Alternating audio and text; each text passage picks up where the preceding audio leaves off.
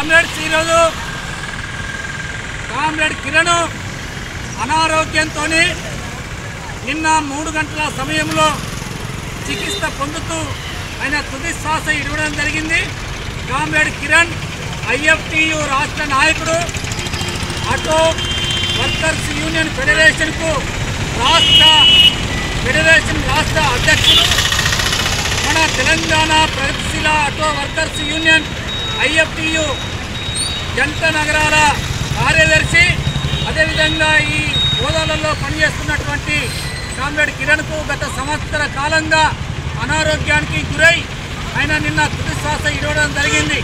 ఆయన మరణం మన ఉద్యమానికి, ముఖ్యంగా ఆటో వర్కర్స్ యూనియన్కు తీరని నష్టం. ఆయన మరణాన్ని చింతిస్తూ ఆయన కుటుంబానికి ప్రగాఢ సానుభూతిని, సంతాపాన్ని తెలియజేయడం జరుగుతుంది.